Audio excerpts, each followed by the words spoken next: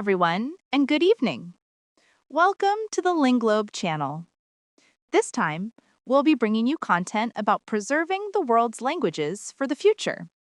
Please enjoy it to the end.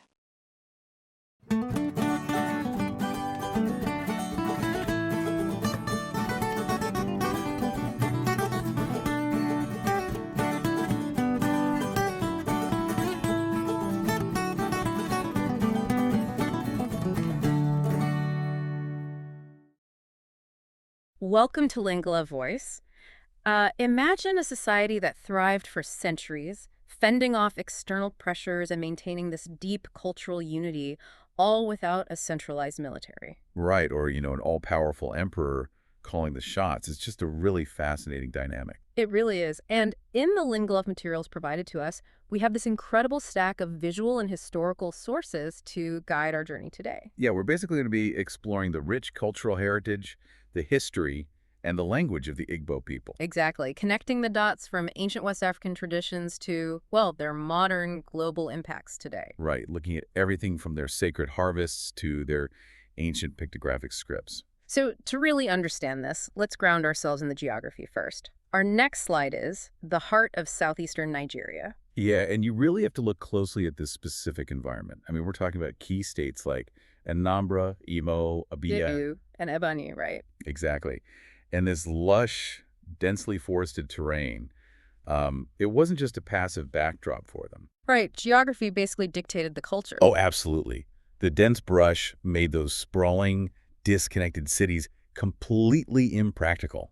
So the geography naturally forced a highly rooted agricultural and community-based lifestyle. Because you couldn't just survive on your own out there. Right. Your survival was, inextricably linked to your neighbor's survival. It required deep local cooperation. Which brings up a huge question about how they actually govern themselves.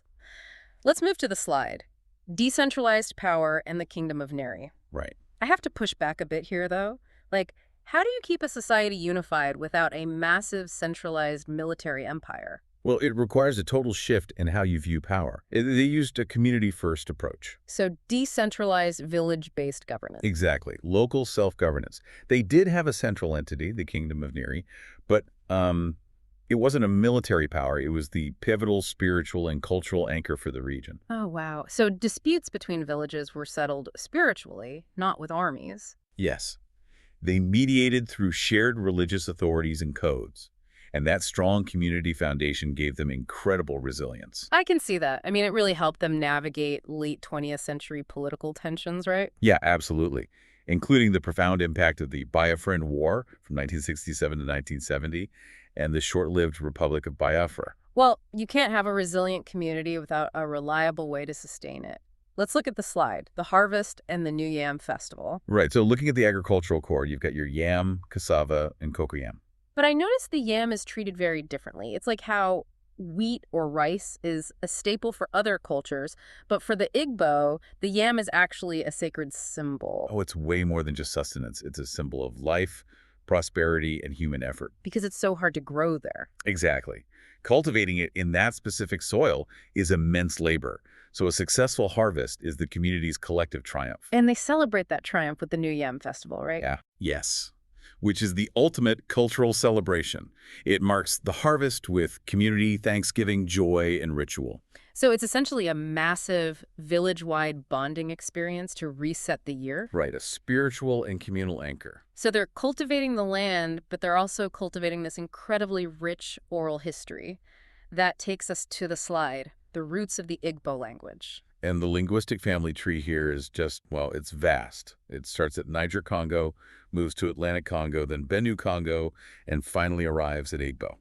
Wow, so that's thousands of years of spoken history. Yes, absolutely. And today, there are over 30 million active speakers globally. Wait, 30 million? Yeah, 30 million.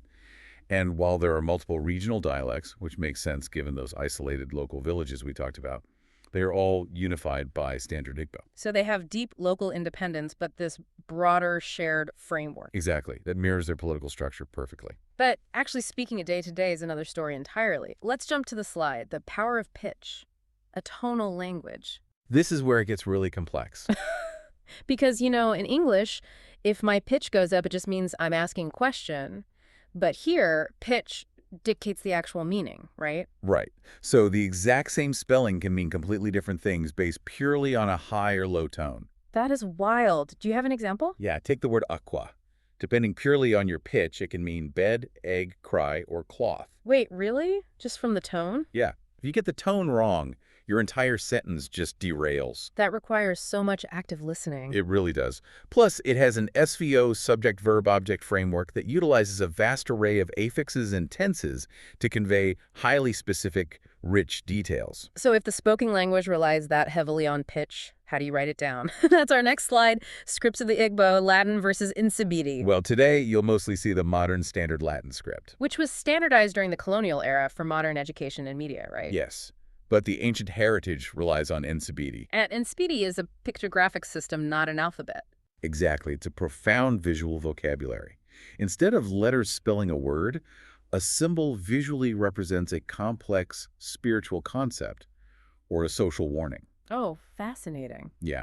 While it's not really used for modern, everyday writing, its symbols deeply influence Igbo art, culture, and ceremonial expression. And those symbols often tie directly into their spirituality, which brings us to the slide Chi and the Igbo worldview. Chi is a really fascinating concept. It's kind of like an internal spiritual compass, right?